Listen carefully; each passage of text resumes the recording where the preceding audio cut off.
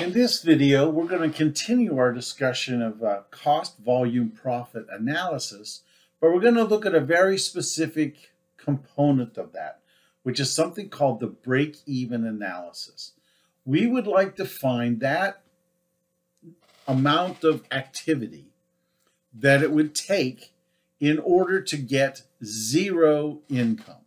So what exactly we're saying, we want to find the point where the revenues minus all the costs equals zero. Why would we want to know that? Well, if you think about a business that's starting up, right? We're trying to figure out what price to sell. We have a vague idea of how much stuff we can sell per year. We would like to know if our price is high enough to actually produce product. If we know our variable costs and our fixed costs, then what price will take in order for us to at least get to zero profit? As we'll see, we can then plan for target income. So we say, hey, at the end of the year, I need to make, in order for me to live and feed my family and do all the things we want to do, we need to have $100,000 of profit. How many units do I need to sell to get 100,000 in profit? Not only do I have to have profit, that has to incorporate what? I have to cover all the fixed costs first, and then we get profit after that.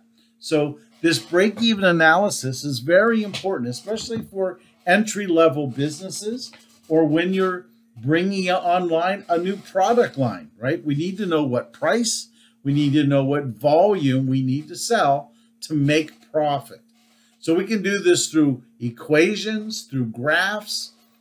We can ultimately even use the contribution margin. And we can look at this break-even analysis in terms of sales units or in sales dollars. Sales units work best, especially if you have a single product line. But if you have more than one product, the sales units gets a little bit muddier because then we also have to understand what the sales mix is. So for this discussion, all we want to talk about is sales units or sales dollars. So how can we do this? Here's our equation, right? 500 is the selling price. So our total revenue is 500 times Q. We want to subtract the variable costs, again, from our original problem here. We have $300 times Q, that's total variable cost. Subtract out 2,000 fixed cost. We want that to come out to be or equal zero net income. So we need to adjust, if you will, do a little algebra here. So our Q, we're going to solve for the Q. That's the fixed cost, our $200,000, divided by our contribution margin of $200. So again, as we've talked about in some previous videos, for this problem, the break-even point is 1,000 units. That will provide us with exactly zero income. So let's see if that works. 500 times 1,000 is 500,000. 300 times 1,000 is 300,000. 500,000 minus 300,000 minus 200,000, zero net income. So this indeed is our break-even point. So now we know what? At this break-even point, we know the contribution margin exactly equals the total fixed cost. Now we can do this a number of ways, right? And that's what we're going to explore here, the different ways we can compute this break-even unit and understand more about profits. So let's look at the contribution margin in units, right? Again, 200,000 is our fixed cost. We know our contribution margin is $200. We just solved for this. It's 1,000 units is our break-even point using the contribution margin in units. What about the ratio? Well, if you use the ratio, the contribution margin ratio, if you remember, was 40%.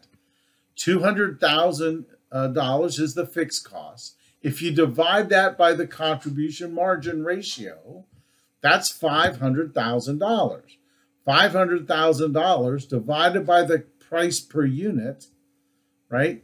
That tells us that we would sell 1,000 units. So again, we can either use the ratio or we can use the unit price. It will either give us an answer in dollars or it will give us an answer in units. So if we kind of look at graphically what this means, right? The red line here represents our total cost line. The sales line, this is the revenue from the company. So at 0 units, there's 0. And then as we go up the line, for every one we sell, we know we're going to get $500 for each sell price. That tells us that there is a point, a break-even point, where the cost line crosses the sales line. So that tells us that what? Total revenues minus total cost at $500,000, that's 1,000 units, right? So this just represents pictorially, right, where you find the break-even point in units and the break-even point in dollars graphically. I find graphically is a little bit more difficult to understand and actually get the exact answer, but it certainly gives us a picture and understanding of the importance of this particular number. Now, the next thing we can add to this then is, as I mentioned earlier, what if we have a target net income, right? We understand how much profit we have to make because we have to pay our bills, right? We have to have enough money to pay for interest, to pay for our debt obligations, right? We have to think about paying dividends. So we need to have a target level of profit so that we can pay for these things. So again, the level of sales necessary, we need to know that, to get a certain kind of income. Again, we have our 3 techniques that we can use for this, and of course, we can get the answer in either units or in sales dollars. So how do we do this? Again, how do you know revenue, right? Required sales minus the variable cost minus the fixed cost equals target net income. So in this example, this mathematical equation, we know target income. We need, let's say, we need $100,000. We know the fixed costs and we know the variable costs, so we're going to solve for sales.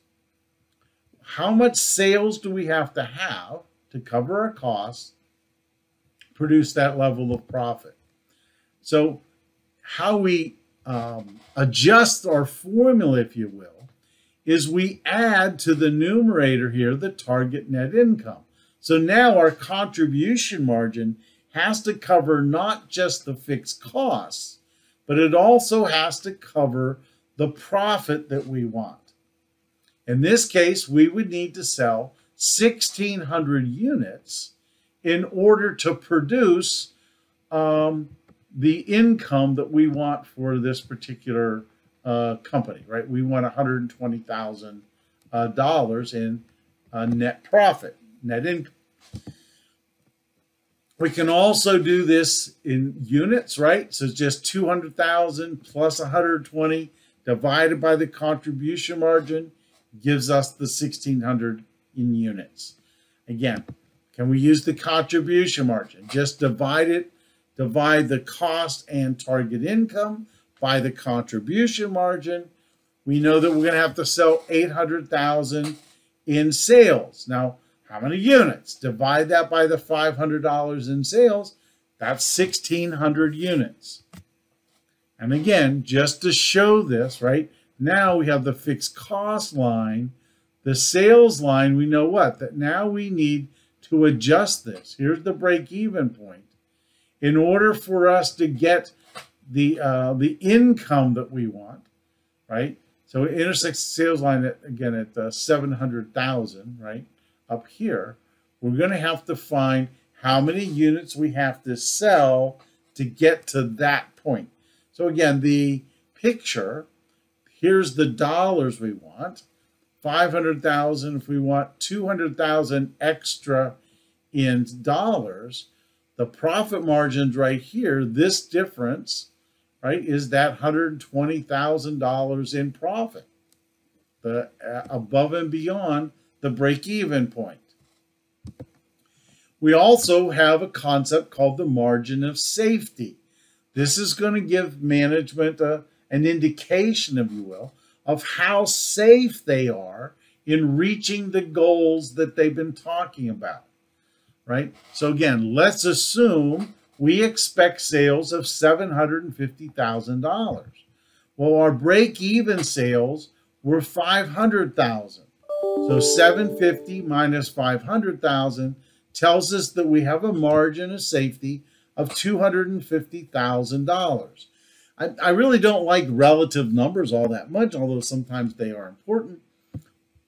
I like to think of the aspect of more of the margin of safety ratio, right? This tells me a percentage.